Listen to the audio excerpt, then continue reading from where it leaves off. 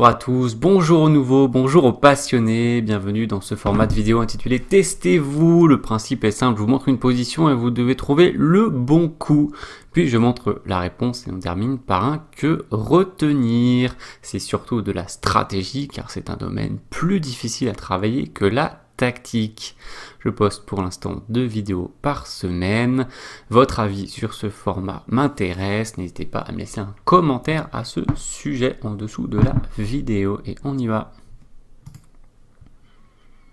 Voici la position et voici la question. Que faire avec les noirs? Je vous invite à mettre la pause. J'espère que vous avez trouvé le bon coup. Alors comment trouver le bon coup dans cette position? Très simple. Vous posez la question, que voudrait faire mon adversaire si c'était à lui de jouer? Donc on peut imaginer cavalier F3, mais on va pas pouvoir l'empêcher. Et puis ce coup serait pas si incroyable non plus. On pourrait peut-être faire F6 pour couper les oreilles du cavalier.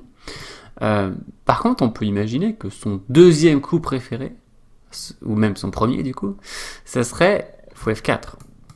Ici, belle diagonale pour le fou, beau développement, contrôle pas mal de cases, et ensuite, en plus, il pourrait faire cavalier T2 sans gêner son fou.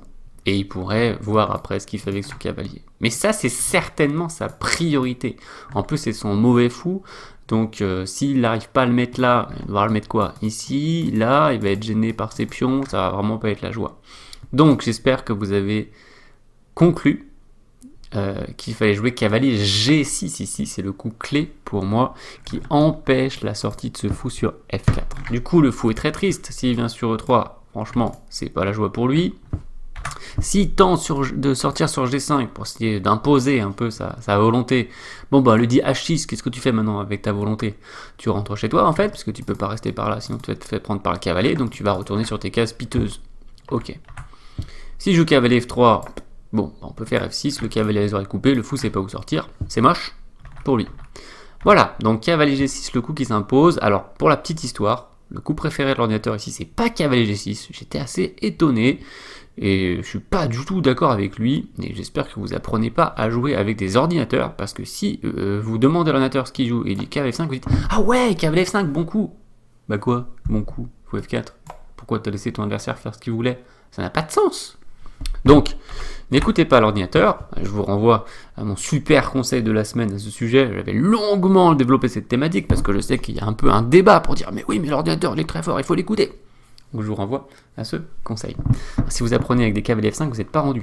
Donc heureusement qu'il y a des entraîneurs d'échecs pour vous dire mais non voyons, il faut jouer cavalier G6 ici. Alors pour la petite histoire, mon élève Jeff, dont c'est une de ses parties, cette position est une de ses parties, il a joué G6. Et il a mis son fou en G7, qui n'est pas la joie parce qu'il est bloqué par une grosse chaîne de pions ici. Voilà, et donc ça s'est pas très bien passé pour ce fou, et puis en plus il a laissé son adversaire faire fou F4. Hein, voilà.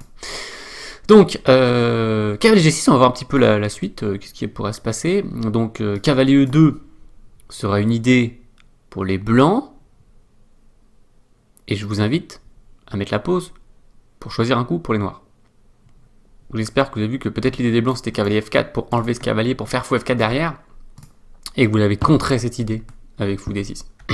Donc si on fait un autre coup, ben voilà, par exemple B5, il pourrait faire cavalier F4.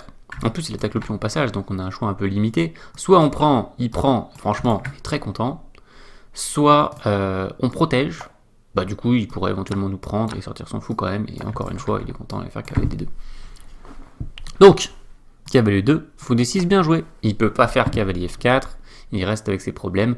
Imaginons qu'il joue H4, ici, pour pousser le cavalier, pour imposer, encore une fois, sa conception. Ben, on va le stopper, évidemment. On pourrait penser à F4 également, pour faire F5, la même idée. Bon, déjà, F5, il y aurait cavalier H4, peut-être une fourchette, mais les noirs qui ont du choix ici, il peut faire même F5, franchement, on a placé 3 pions sur blanc, et donc lui, 3 pions sur noir, forcément en face bloqué. Donc mauvaise nouvelle pour son fou, bonne nouvelle pour notre fou. Donc là encore, on est sur la thématique de la bonne couleur pour les pions, et je vous renvoie au conseil correspondant.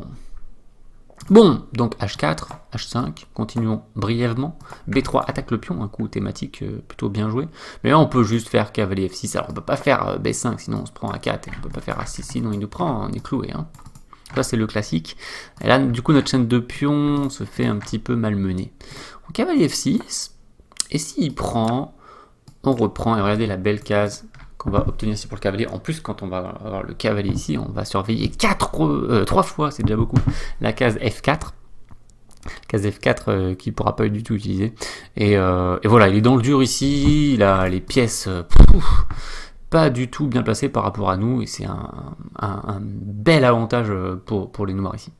Voilà pour cet exemple, j'espère qu'il vous a plu, j'espère surtout que vous avez compris cette thématique de dire quel serait le coup préféré de mon adversaire. Fou F4, ah bah d'accord, ah bah non, désolé, tu ne vas pas faire ton coup préféré, je suis vraiment désolé pour toi.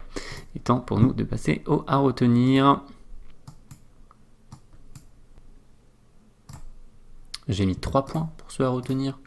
Donc le premier, c'est demandez-vous quel serait le coup préféré de votre adversaire. Cherchez si vous ne pouvez pas, par hasard, l'empêcher. Si vous y arrivez, ce sera double bénéfice pour vous. Déjà, ça sera bien pour votre position. Et puis, vous allez prendre un avantage psychologique aussi sur votre adversaire parce qu'il va se dire « Mince, je ne peux pas faire le coup que j'aurais bien aimé faire. » C'est toujours un petit coup dur pour le joueur d'échecs qui espérait faire un coup et qui se rend compte qu'il ne peut pas le faire. Et ça peut avoir des conséquences psychologiques sur la suite de la partie. Et ça peut être vraiment bon pour vous et mauvais pour lui. Voilà pour ce à retenir. Donc je vous remets la position. On peut mettre une petite flèche comme ceci.